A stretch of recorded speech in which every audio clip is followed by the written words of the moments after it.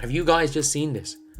Caitlin effing Clark is a game time decision. She is a game time decision. She is, as far as I'm aware, someone said she's listed as questionable on the app. Someone said on the app she is listed as questionable. But she is a game time decision apparently. Like Natasha Howard is hinting and insinuating that Caitlin Clark is about to come back real soon. I'm happy, very happy about this, and I know a lot of fans is not feeling Caitlin coming back. I feel like it's a waste of a season. I don't, guys. Also, she gives us a little clue in here as to when Caitlin Clark may end up coming back, and I believe we've been talking about this. I've said August 12th, which is a game against, I believe it's the Dallas Wings. We'll take a look in a minute. ESPN still has her coming back August 12th right here. All right, there's some other things out there. The WNBA world is buzzing right now. And if you're a basketball fan, you need to hear this. Caitlin Clark's return to the Indiana Fever is looking more imminent than ever. And the timing couldn't be more critical for their playoff push. But here's the million-dollar question everyone's asking. When she does come back, will she have enough games under her belt to make a real impact when it matters most?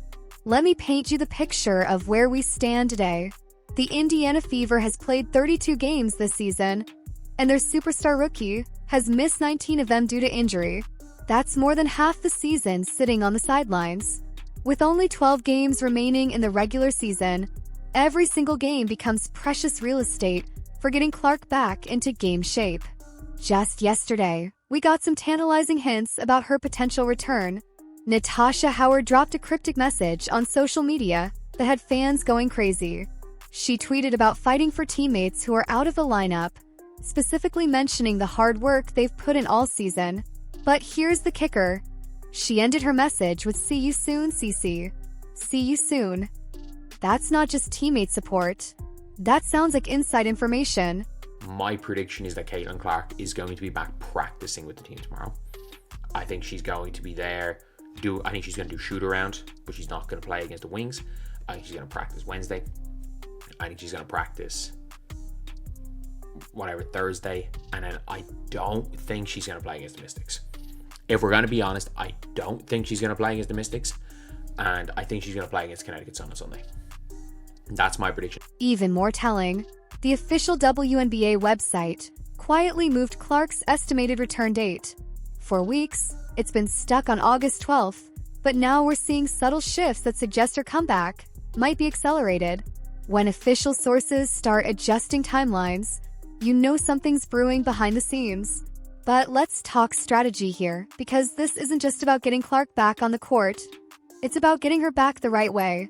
The Fever currently sits in 5th place in the standings, which would pit them against the Phoenix Mercury in the first round of playoffs.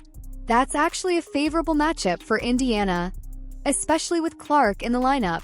The Mercury likes to play fast-paced basketball, and nobody in the league pushes tempo better than Caitlin Clark. If they slip to 6th seed, they'd face the Atlanta Dream, another team they've shown they can handle. Earlier this season, with Clark playing before the team fully meshed, they only lost to Atlanta by 2 points. With better chemistry and Clark's full arsenal available, that becomes a series Indiana should feel confident about winning. Right here, this would give her some easier games to work back into. The Wings, Mystics. Mystics is going to be a game, but Wings, Mystics, an easier game should be, and against a horrible Connecticut Sun team. JC Sheldon no longer on that team. In fact, I think she's on the Mystics now, come to think of it. And then you got 2 games in a row, Friday and Sunday. These are marquee matchups against the Lynx. So we've got that. We've also... The real question isn't whether Clark will return, but how many games she needs to shake off the rust. Think about it from a pure basketball perspective. You can practice all you want, but game speed is different. The timing, the physicality, the mental processing under pressure. These all require actual game minutes to fine-tune.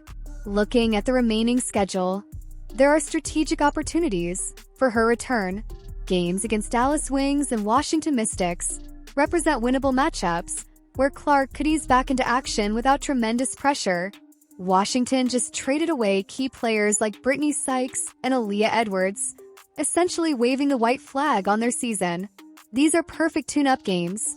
The Connecticut Sun presents another low-pressure opportunity. They're in a position where they have nothing significant to play for, possibly even incentivized to rest key players. Getting Clark meaningful minutes against teams that aren't going all out could be the perfect scenario for her conditioning. Is this a game that Caitlin Clark makes her return? Dallas Wings, that's a winnable game. 1-0 as far as I'm concerned.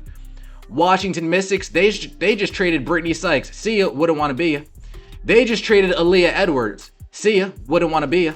It's another winnable game for the Washington Mystics, with or without Caitlin Clark. These are 2 straight winnable games without forcing Caitlin Clark back in the lineup.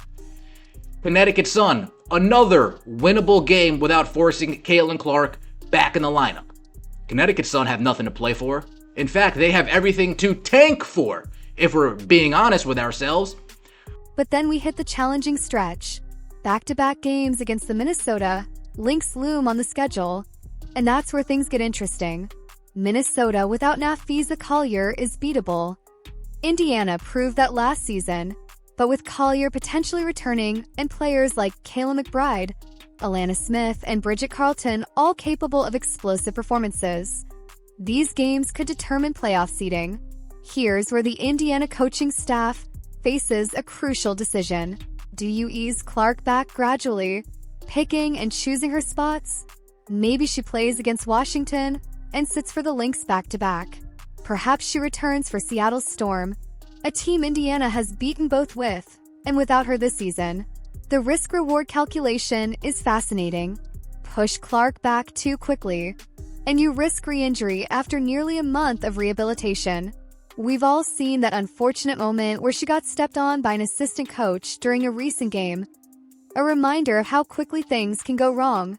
The last thing Indiana needs is to rush her back, only to have her suffer a setback right before playoffs. On the flip side, playoff basketball is unforgiving.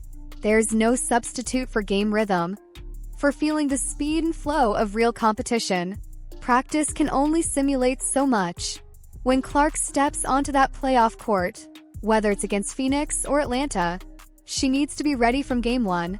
Game time decision means that she's probably going to be back practicing with the team. Like, she's probably back practicing. She's probably still rehabbing. And she's probably going to be back maybe at the end of this week.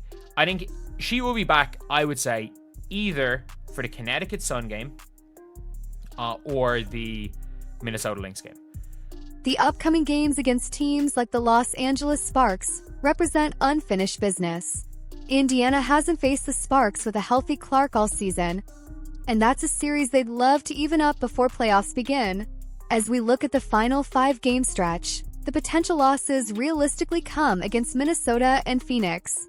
Having Clark available for at least some of these games could be the difference between entering playoffs with momentum versus limping in as an undermanned underdog. The smart money says Clark returns within the next week, probably easing back with limited minutes in carefully selected matchups.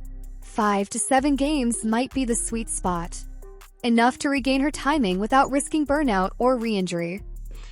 There's many ways to go about easing Caitlin Clark back into the swing of things. What we don't want to do, we don't want to overexert her to where, well, now we just wasted nearly a month rehabbing Caitlin Clark, getting her back, only for her to re-strain a groin, only for her to re-injure the quad. That's the last thing that we want. When she does return, expect fireworks. This isn't just about basketball skill. It's about the psychological boost her presence gives the entire roster. Teammates play differently when they know their best player is back. Opponents prepare differently when they have to account for her unique skill set. The playoffs are coming fast, and Indiana's championship hopes likely depend on getting their superstar back healthy and ready.